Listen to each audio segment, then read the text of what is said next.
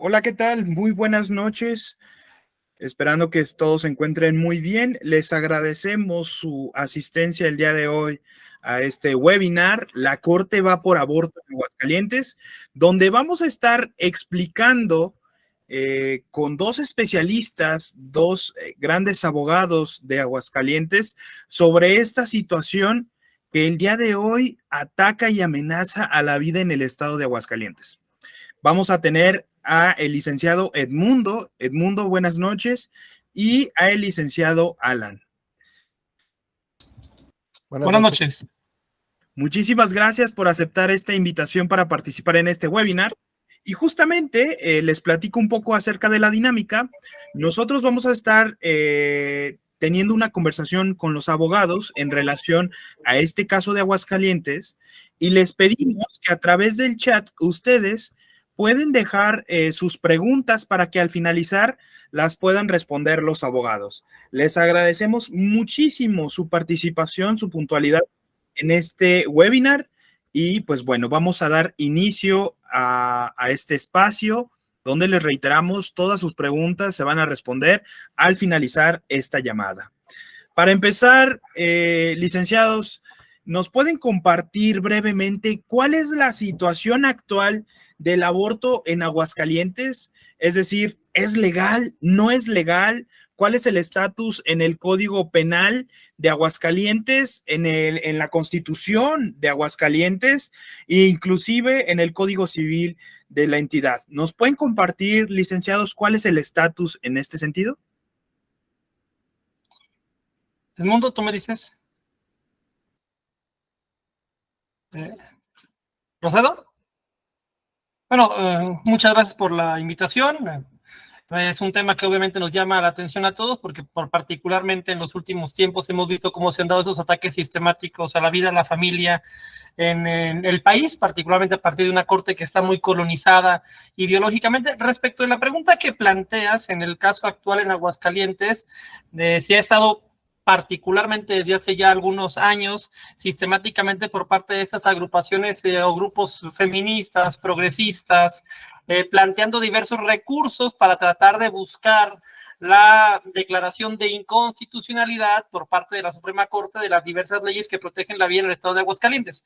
Actualmente en el estado de Aguascalientes la vida está protegida a través del Código Penal, que establece la existencia de un delito al aborto, un delito que además en la legislación de Aguascalientes establece determinadas excepciones, que son las que generalmente se discuten siempre en ese tema, ¿no? En el caso de la violación, en el caso del peligro a la vida de la madre, el aborto está típicamente establecido, pero finalmente existe una cláusula de exclusión, es decir, no se configura el delito cuando subyacen ese tipo de situaciones que dan lugar finalmente a este tipo de temática. Pero lo que se ha buscado en los últimos tiempos por parte de esas agrupaciones es buscar la declaración general de inconstitucionalidad del Código Penal y particularmente del delito de la figura típica de aborto. Lo que buscan o lo que han buscado es que esta protección legal de la vida que hoy se encuentra en el Código Penal sea declarada inconstitucional por la Corte y por lo tanto deje de tener vigencia o validez en el estado de Aguascalientes. Actualmente el Código Penal lo prevé. Hasta hace poco se había hecho una reforma constitucional a la Constitución local del estado de Aguascalientes para que el estado de Aguascalientes reconociera el derecho a la vida desde el momento de la concepción. Fue una reforma que fue de hecho impulsada por parte de los ciudadanos, una iniciativa ciudadana que impulsó el Frente por la Familia, que finalmente logró ser aprobada en el Congreso del Estado, pero que eventualmente a través de una acción de inconstitucionalidad de una Comisión de Derechos Humanos, la Corte decidió declararla inconstitucional bajo un argumento que ahorita si quieres analizaremos a fondo. Actualmente en este momento la única protección legal que existe del derecho a la vida es fundamentalmente la existencia de esta figura penal que claramente establece la figura del aborto como un delito, aun cuando las penalidades son bajísimas y en general no hay personas privadas de la libertad por el delito de aborto en el estado de Aguascalientes, cosa que también es un dato importante, porque más que un tema de que haya verdaderamente mujeres en la cárcel, acá lo que se busca es realmente legitimar una conducta, ¿no? Legitimar la privación de la vida como una decisión legítima, como un supuesto derecho, que es finalmente lo que estos grupos están buscando, ¿no? Edmundo, no sé si quieres agregar algo. Sí, Alan. Muchas gracias. Buenas tardes, buenas noches. Sí, abundando en lo que el licenciado Alan comenta, quisiera hacer una retrospectiva de cómo va este asunto. Lo que está pendiente por resolverse es una sentencia de un juicio de amparo en el recurso de revisión. ¿Cómo fue la historia de esta situación? 4 asociaciones civiles, entre ellas una que se llama GIRE, es conocida como GIRE, que es Grupo de Información en Reproducción Elegida, y otras 3 interpusieron una demanda de amparo contra los artículos 101, 102 y 103 del Código Penal del Estado de Aguascalientes, mismos que regulan y castigan el tipo penal o delito de aborto, que es la privación de la vida en cualquier estado de la preñez. El juzgado de origen, fue el juzgado sexto de distrito, desestimó y sobreselló el juicio de amparo interpuesto por estas 4 asociaciones en virtud, en pocas palabras, hizo un raciocinio de que la norma está hecha para personas, no para asociaciones civiles, y que no, en dado caso, no se vería, en caso de concederse un amparo, un beneficio directo hacia las quejosas, sino indirecto. Y los principios de amparo deben de regirse por un beneficio directo al quejoso, no indirecto. Y inconformes con esta resolución, interpusieron el recurso de revisión las 4 asociaciones y en su facultad solicitaron que ejerciera su facultad de atracción la Suprema Corte, y la Suprema Corte lo atrajo, y el hecho es que ellos van a resolver esta situación. Aquí tenemos antecedentes muy negativos de lo que ha resuelto la Suprema Corte, por ejemplo, en la acción de inconstitucionalidad 106/2018, en donde se dirimía la legislación de Sinaloa, que protegía precisamente la vida, salieron con que sí se podría abortar y que son ilegales que los estados no tienen facultad para definir cuándo inicia la vida y que por eso está libre el aborto. Entonces, aquí, vía de amparo, como la acción de inconstitucionalidad y las controversias constitucionales tienen reglas específicas de temporalidad, de procedencia, entonces aquí lo que se les ocurrió a este litigio estratégico es interponer una demanda de amparo. No habría ningún problema si se siguiera el Estado de Derecho, porque la juez de distrito sí tenía razón en sobreseer ese juicio de amparo. ¿Por qué? Porque las sentencias de amparo únicamente deben de proteger a los quejosos. ¿Y qué es lo que tenemos en este proyecto del ministro González Alcántara Carranca? Que rompe todo el orden jurídico y prácticamente que regula el juicio de amparo y le concede beneficios, hipotéticos beneficios a estas personas, y se constituye de facto en el supremo poder legislativo de la nación, cuando su facultad es nada más jurisdiccional, y en una serie de arbitrariedades increíbles, decretan, fíjense lo que dicen en el párrafo, esto es el párrafo 285 de la sentencia de amparo, dice, la primera sala de la Suprema Corte concluye que al resultar fundados los agravios propuestos por las sociedades recurrentes, procede a conceder el amparo para el efecto de que en el estado de Aguascalientes dejen de aplicarse en lo presente y en lo futuro a las mujeres y personas gestantes, los 3 artículos. Entonces, esto viola las reglas de la ley de amparo. ¿Por qué? Porque el artículo 78 de la ley de amparo dice, cuando el acto reclamado sea una norma general, los efectos de la sentencia se traducirán en la inaplicación únicamente respecto del quejoso.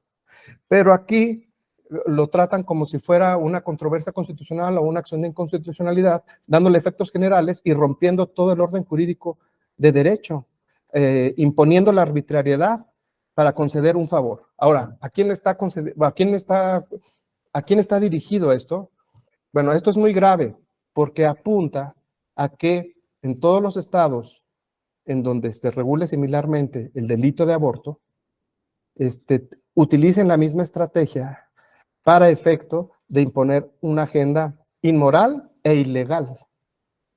Y apunta a que quieran, no sé, tal vez organismos internacionales como la International Planned Parenthood Federation, que es la principal empresa abortiva en el mundo y en Estados Unidos y la que impulsa esto a nivel global, tal vez quieran poner en todos los estados del país, o sea, no solamente toca Aguascalientes, toca al país, imponer, tal vez quieran poner clínicas abortivas libres de persecución, ¿verdad?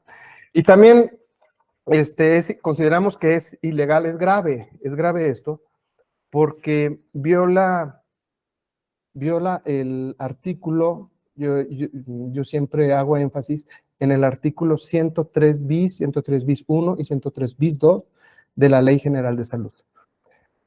¿Qué es lo que dice la Ley General de Salud?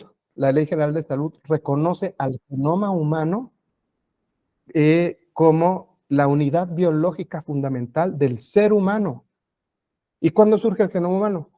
Cuando tenemos secuencia cromosómica independiente del papá y de la mamá, cuando hay un código genético completo y ese código genético completo pertenece a un ser humano que debe de ser defendido y protegido, tanto por sus padres como por el Estado. Entonces, el artículo 103 bis, que nunca nadie ha descubierto, pero que es importante hacerlo valer y exigir, porque los funcionarios públicos protestaron cumplir la ley. Y dice así, el artículo 103 bis, el genoma humano es el material genético que caracteriza a la especie humana y contiene toda la información genética del individuo, considerándose como la base de la unidad biológica fundamental del ser humano y su diversidad. Artículo 102, el genoma humano y el conocimiento de este son patrimonio de la humanidad. El genoma individual de cada ser humano pertenece a cada individuo. Y el artículo 103 dice: nadie puede ser objeto de discriminación, conculcación de derechos o dignidad, o sea, de alguna manera le está reconociendo dignidad al genoma humano con motivo de sus caracteres genéticos. Entonces, tenemos si realmente quieren hacer una sentencia conforme a derecho, tenemos que los derechos humanos tienen el principio de progresividad, y la progresividad debe de ir y adelantarse hasta ese momento, hasta ese instante en el que surge un individuo con un código genético completo, que es el instante de la fecundación. Pero, ¿qué es lo que parece? Que parece ser que lamentablemente nuestra Suprema Corte de Justicia está secuestrada por una ideología y nuestros ministros, desgraciadamente, la mayor parte de los, no todos, pero casi todos, están inficionados de esta ideología de género que una de sus vertientes es el fomento y la permisión del aborto, de la destrucción del ser humano. Ahora, si lo vemos desde arriba, ¿a quién beneficia que haya menos mexicanos? ¿A quién beneficia que haya menos mexicanos? A los otros no. Entre más mexicanos seamos, seremos una nación más fuerte. Recordemos que una nación se compone de población y gobierno. Entonces, necesitamos personas para ser una nación fuerte. Y si no tenemos personas, si tenemos instituciones débiles, si tenemos personas adictas, pues vamos a tener una sociedad débil. Entonces, nuestro reclamo, nuestro reproche, es para que corrijan esta resolución y no la acepten. Creo que todavía no se vota. En esta semana tal vez estarían votando o reanudándose la discusión. Y precisamente hicimos esa conferencia de prensa, este webinar, precisamente para crear conciencia social, para que vean lo grave que está, la gravedad de los actos y de esta situación. Perfectísimo. Muchísimas gracias, Edmundo. Licenciado Alan, perdón, ¿nos puede comentar acerca de este punto que comentaba el licenciado Edmundo sobre qué implicaciones usted como abogado ve en relación a este proyecto? Únicamente creo que tiene su micrófono apagado. Ah, cierto. ¿Ya me escuchan? Ya, ¿verdad? Listo.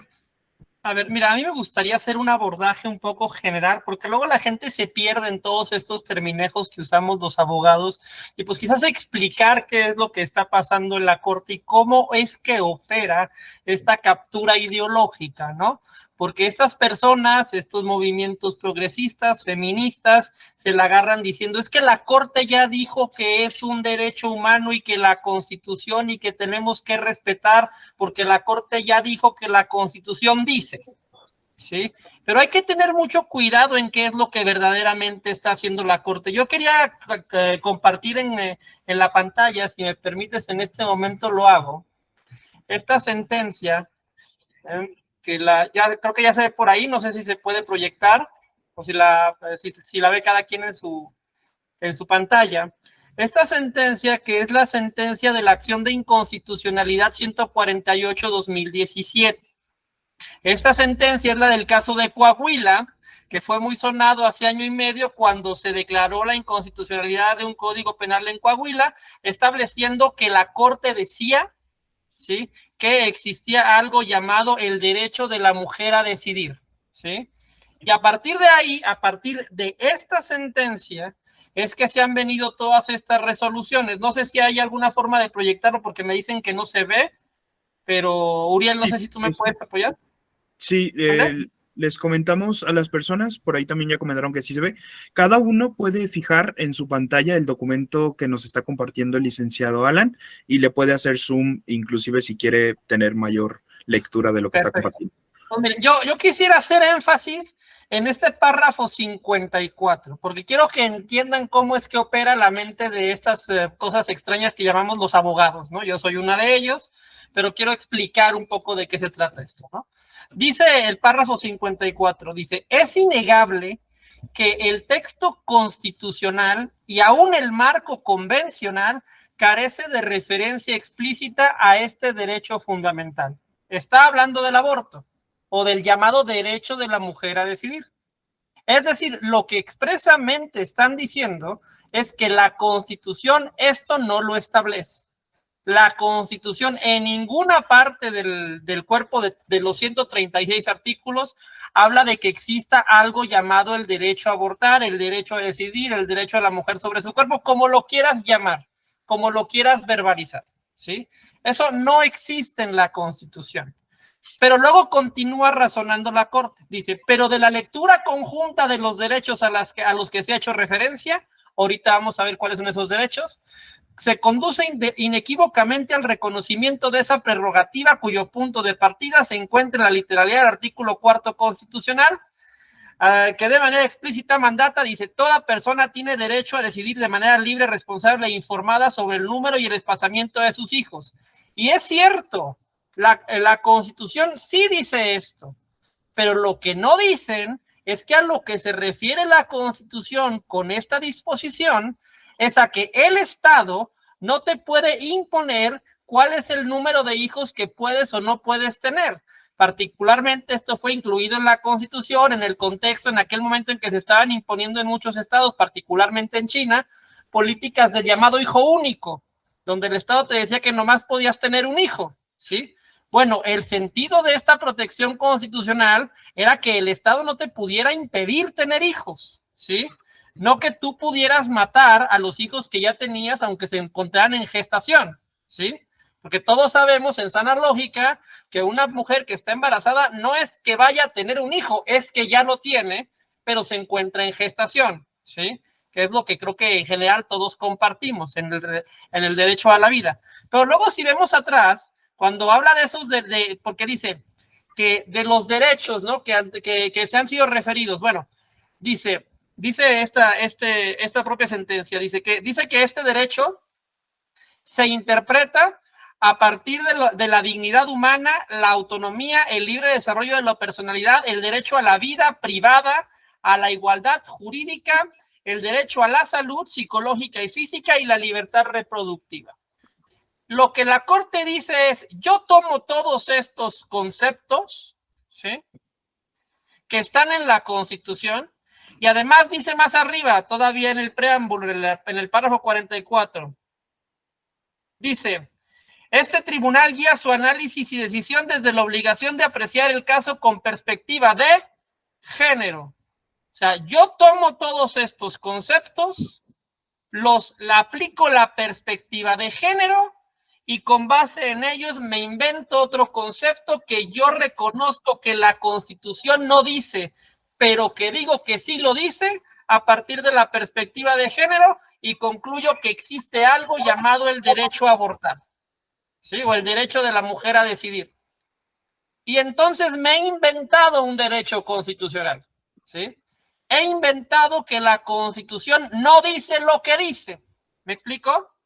Porque haciendo esta interpretación tramposa con perspectiva de género, de conceptos que realmente no tienen que ver con la discusión que estamos dando, digo, yo creo que en general muchos de nosotros podríamos estar de acuerdo en que las personas tienen derecho a la salud, ¿sí?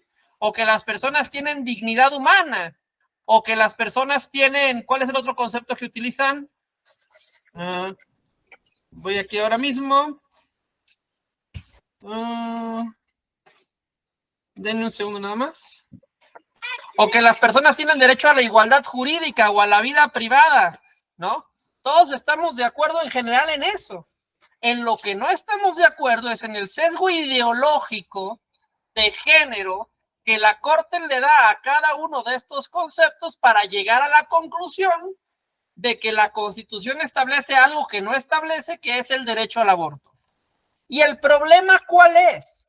El problema es que una vez que yo digo que la Constitución dice esto, aunque no lo diga, y yo declaro como tribunal que existe el llamado derecho al aborto, aunque no exista, al decir que esto viene de la Constitución, aunque no lo establezca, yo tengo la obligación prácticamente de imponerlo a todo el país, ¿sí? Porque yo ya dije que la Constitución establece este derecho fundamental fantasmagórico del derecho de la mujer a decidir, y a partir de este antecedente, de esta acción de inconstitucionalidad 148-2017, en todos los casos que vengan a discutir el tema del aborto, yo voy a contestar que yo ya dije que la Constitución establece este derecho que realmente no establece y que yo me estoy inventando ideológicamente. ¿Me explico? Esa es la forma en la que se está construyendo esto. De forma tal que en el caso concreto que ahora estamos discutiendo en Aguascalientes, lo que nos están diciendo es que el Código Penal es inconstitucional porque va en contra de este derecho que la Corte se ha inventado y que realmente no existe y que ellos mismos reconocen que no existe, pero que interpretado con perspectiva de género, tenemos que ver como si estuviera ahí, aunque no esté. ¿Me explico? Esa es la lógica que está siguiendo la Corte, ¿sí? O sea, básicamente es una sobreinterpretación, es una interpretación muy tramposa de lo que dice la Constitución. Obviamente es un rollo argumentativo de páginas y páginas, pero el tema central es este, ¿sí? El tema central es, me invento un concepto que no está ahí a partir de otros conceptos que sí están, lo hago desde la perspectiva de género, es decir, desde esta idea de que la mujer vive en una opresión sistémica, estructural y patriarcal que hay que combatir, y a partir de ahí llego a la conclusión de que el derecho a la vida tiene que relativizarse, de que básicamente el aborto tiene que ser un derecho fundamental, y toda norma local que se oponga a esto es inconstitucional. Y en el caso de lo que argumenta Edmundo, ya para hacerle la palabra, incluso me brinco procedimientos legales o jurisdiccionales, en amparo, por ejemplo, como el mundo ya nos explicó, no me importan nada las reglas procesales, porque yo lo que digo es que tengo que privilegiar la Constitución, o mejor dicho, yo lo que digo es que tengo que privilegiar lo que la Constitución no dice, pero que yo digo que sí dice. ¿Me explico? Y abundando en lo que menciona Alan, y contrario a lo que dice la Suprema Corte, el derecho a la vida sí está protegido, sí lo pusieron, sí lo lograron poner los legisladores, pero escondido en el segundo párrafo del artículo 28 constitucional, y sí reconoce el derecho a la vida. Y la vida, ¿y cuándo surge la vida? Pues en ese instante. Pero aquí parece ser que la consigna es favorecer toda esta agenda impulsada desde organismos internacionales o de entes supranacionales, precisamente para dañar a nuestra nación. Y lo peor del caso es que en la acción de inconstitucionalidad número 106 diagonal 2018, en el párrafo 87, fíjense lo que dice. Dice, ahora bien, dada justamente esta progresión ontológica, o sea, progresión del cigoto, este pleno admite y avala el indudable interés del Estado de preservar la vida en gestación y reconoce que el embrión o feto son bienes, los trata como bienes, constitucionalmente relevantes, que deben protegerse de acuerdo con esa dignidad y carácter. Entonces, este párrafo es un párrafo de esa acción de inconstitucionalidad. Reconoce que el embrión, el cigoto, aquella pequeña ser humano que está ahí, tiene dignidad. Entonces, es increíble, o sea, están actuando a sabiendas de que hay alguien con dignidad, consienten que se elimine y se destruya esa vida. O sea, es un grado de maldad superior, es un grado de maldad, porque todavía si alegaran ignorancia, podrían tener alguna justificación. Pero aquí, con este párrafo, claramente se demuestra una intención dolosa, pero además de dolosa, ilegal. ¿Y por qué es ilegal? Porque tenemos un tratado internacional que es la Convención de los Derechos del Niño. En el artículo 24, numeral 2, dice, los estados partes asegurarán la plena aplicación de este derecho y en particular adoptarán las medidas para, inciso E, asegurar atención sanitaria prenatal y postnatal apropiada a las madres. ¿Esto qué quiere decir? Que le están reconociendo el carácter de madre en el estado prenatal. Y tampoco lo han descubierto. No han descubierto ni en el artículo 103, bis 1, bis 2 de la Ley General de Salud. No han descubierto el segundo párrafo del artículo 28 constitucional y violan deliberadamente el artículo 24, numeral 2, inciso E, de la Convención de los Derechos del Niño. Entonces, sí hay elementos que protegen la vida desde su concepción, y nosotros precisamente para esto es este webinar, para hacer cultura jurídica y para demostrar las inconsistencias y las graves situaciones en las que lamentablemente ha caído nuestra Suprema Corte. Por eso esto es un llamado para que corrijan nuestro máximo tribunal sus criterios. Y también que corrijan otro criterio que dice por aquí, en el artículo 285, en el párrafo 285 del amparo que se va a resolver en esta semana, parece ser, dice, para el efecto que en el Estado, la Suprema Corte concluye que al resultar fundados los agravios de estas asociaciones, se concede el amparo para el efecto de que en el Estado de Aguascalientes dejen de aplicarse en lo presente y en lo futuro a las mujeres y personas gestantes. O sea, como si hubiera una distinción entre mujer y persona gestante. Claro, esta frase también está equivocada. ¿Por qué? Porque la identidad sexual no la da la imaginación, la da la biología y el código genético. Y aquí están favoreciendo, parece ser que quieren favorecer a esas personas del sexo femenino que se autoperciben como hombres. Por eso hacen esa distinción, metiéndose de lleno a la ideología de género que es totalmente anticientífica. La identidad sexual la da el código genético y la biología, no la imaginación ni la fantasía. Y con esta redacción están diciendo que la fantasía es fuente del derecho. Y eso también es reprochable. Perfecto, licenciados. Muchísimas gracias hasta este punto de este webinar. Les hacemos el recordatorio a todas las personas que se han estado integrando de que si tienen alguna duda, alguna pregunta de todo lo que nos están comentando nuestros invitados, por favor lo pueden ir dejando en el chat, ya que al finalizar su exposición, ambos van a estar respondiendo las preguntas. Muchísimas gracias.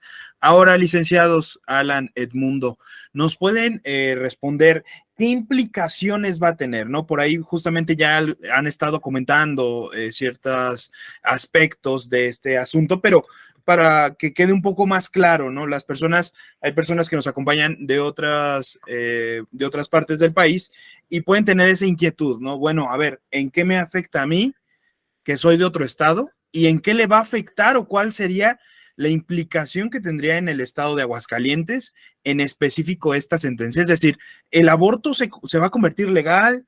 ¿El aborto ya se va a poder practicar? ¿Cuáles van a ser las implicaciones jurídicas, licenciados?